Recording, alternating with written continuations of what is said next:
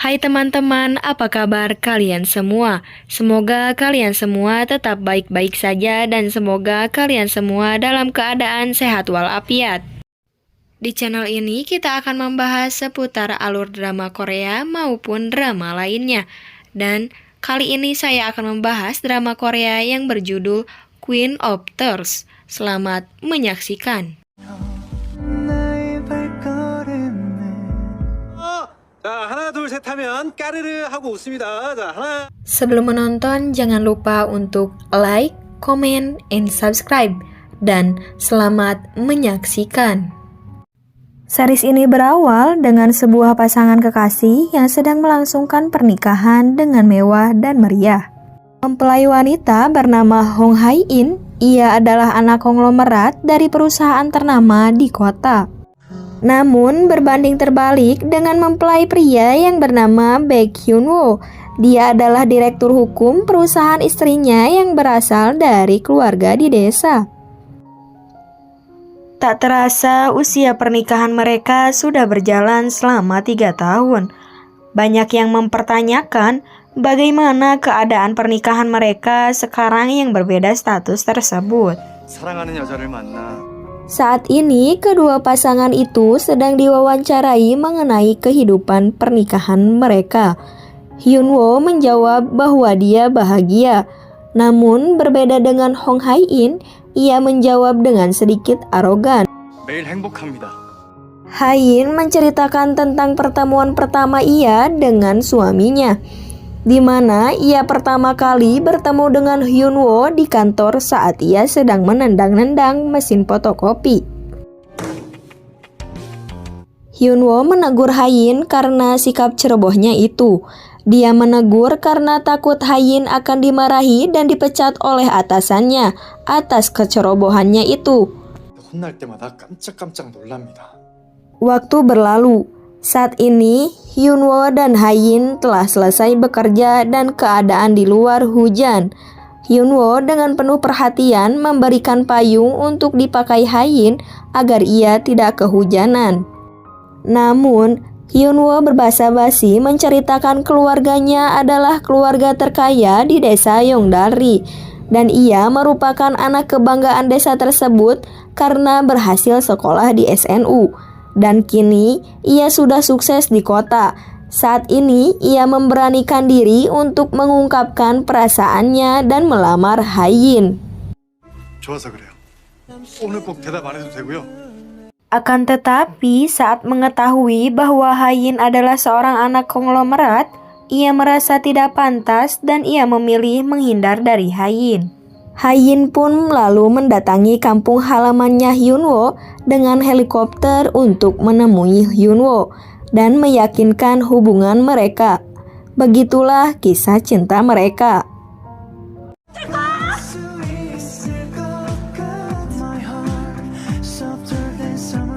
Namun, rumor beredar bahwa Hyun-woo dan Hae-in akan segera bercerai.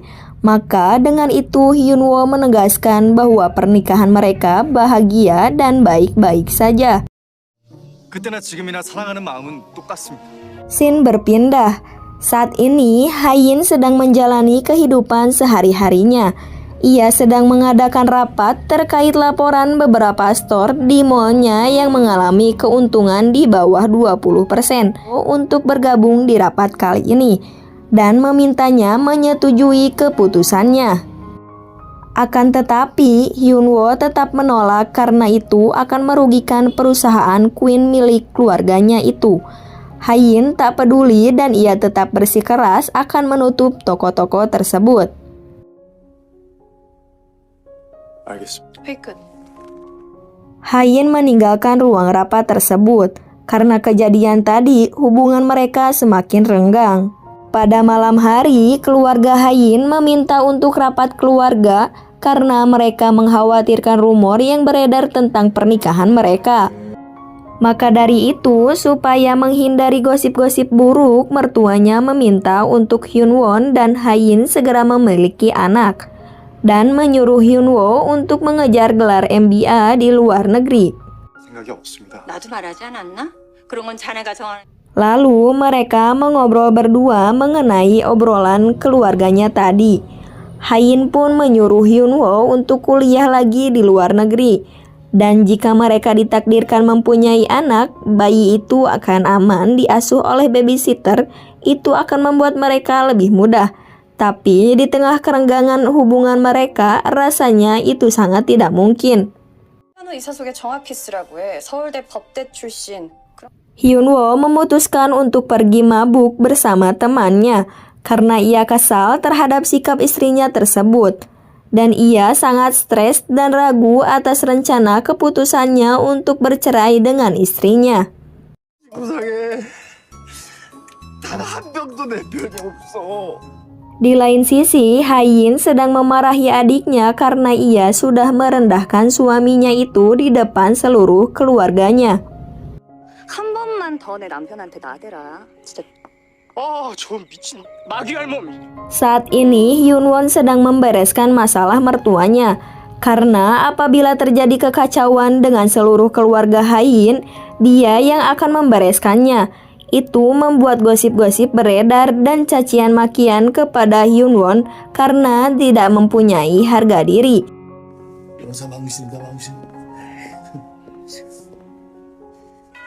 Selain itu, keluarga Hayin mempunyai tradisi yang aneh, di mana para lelaki dan menantu akan menyiapkan segala sesuatu apabila ada suatu peringatan atau acara di keluarganya. Sementara para putra mereka tak ikut andil. Dan hari ini adalah peringatan kematian istri dari ketua Queen bernama Hyang Mi. Saat ini upacara peringatan akan dimulai dan seluruh keluarga sudah berkumpul. Tiba-tiba mereka dikagetkan dengan kedatangan Bumja yang baru bebas dari penjara. Dan ia membuat kegaduhan saat upacara itu. Bumja marah-marah dan mencaci pacar ayahnya itu karena dia adalah penyebab ibunya meninggal. Ibunya terkena serangan jantung akibat memergoki dia dan ayahnya selingkuh. 진짜 개판이다 개판. 이런 제사상엔 올 것도 없어. Selesai upacara, anak pertamanya bernama Pak Hong dia datang dan dikerumuni oleh wartawan. Setelah sekian lama menghilang karena ada permasalahan. Para menantu keluarga Queen mereka tidak dilibatkan dalam upacara itu. Dan mereka merasa kecewa karena mereka yang menyiapkan upacara itu, namun mereka tidak diperbolehkan mengikuti upacara tersebut. 조용히 알아보겠습니다. Saat ini, Hyunwoo diperintahkan oleh mertuanya untuk membereskan masalahnya karena dia duga orang kepercayaannya itu telah berkhianat. Dia ingin membuat orang kepercayaannya itu jatuh dan menderita. Waktu berlalu. Saat ini, Hyunwoo sedang berada di psikiater untuk berkonsultasi. Ia bercerita bahwa dirinya sangat tertekan dan stres terhadap semua karakter keluarga Queen. Di dalam formulirnya, dia bercerita ingin segera bercerai dengan Hayin. Dia tertekan dari sikap dan kegiatan aneh keluarganya. Contohnya seperti acara rapat malam, ritual 15 kali dalam setahun, dan masih banyak lagi. 그들도 싫어요.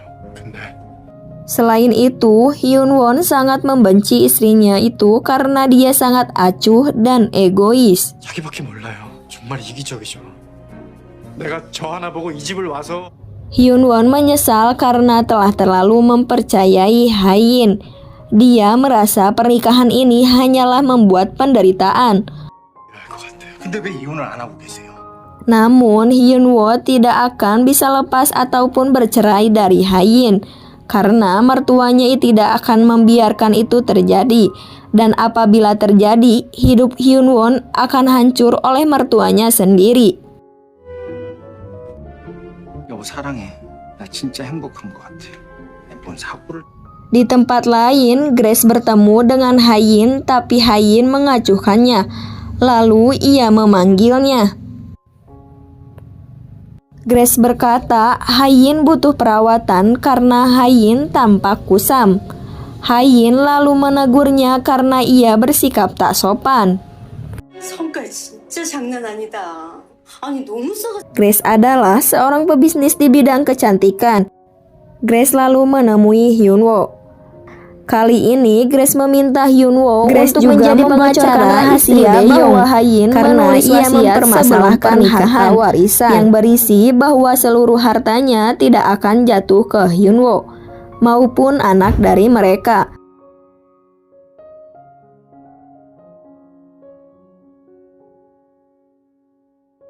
뭐야? 설마 그 결혼이 신문에 난 것처럼 무슨 계급을 Hyunwoo melamun mendengar perkataannya itu. Grace juga berbicara sepertinya Hayin tidak membutuhkan suami, yang ia butuhkan hanyalah budak untuk bisa menuruti semua keinginan Hayin.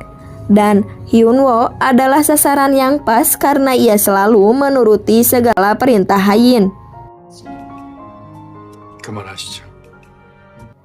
Saat Hyunwoo dan Hayin bertemu, Hyunwoo mengacuhkan dan mengabaikan Hayin yang mengajak untuk ke suatu tempat. 왜냐면 나는 너랑 어디도 같이 안 갈 거니까. Lalu Hyunwoo memutuskan untuk pergi ke kampung halamannya untuk bertemu keluarganya. Pada saat itu, ayah dan ibunya Hyunwoo terlihat sedang mengurus lahan tani miliknya. 아, 내가 분명히 안 그래 했지? Saat mereka pulang, tanpa sengaja mereka bertemu dengan anaknya Hyunwoo. Dan mereka merasa terkejut ketika Hyunwoo datang tanpa mengabari mereka. 너또 혼자 온 거냐? Lalu mereka mengajaknya untuk pulang dan segera menyicipi makanan di rumahnya. Saat sudah pulang, Hyunwoo bergegas untuk segera merealisasikan rencananya itu. Lalu ia segera menemui Hayin. Saat ia akan berbicara, Hayin pun sama ingin berbicara kepadanya. 정도 남았대. Setelah mendengar itu, Hyunwoo mengurungkan niatnya untuk menceraikan Hayin. Bahkan ketika ia ditanya apa yang ingin ia bicarakan kepada Hayin, ia hanya ingin meminta maaf dan berjanji untuk bersikap lebih baik lagi. Bahkan saat ini Hyunwoo pun menangis. Ia juga mengatakan bahwa dirinya mencintai Hayin dan tak sanggup apabila hidup tanpa Hayin. Hayin pun kebingungan sekaligus terharu karena perkataan Hyunwoo. 사랑한다. Flashback lagi ketika acara pernikahan, mereka membuat video untuk saling mencintai dan berjanji untuk setia selamanya. 현우야, 잘 살고 있지만 옆에 있으면 되니까. 물론 백현 Segitu dulu cerita kali ini, semoga kalian semua terhibur. Dan jangan lupa support terus channel ini dengan cara like, comment, and subscribe. Nantikan episode berikutnya dan see you next time.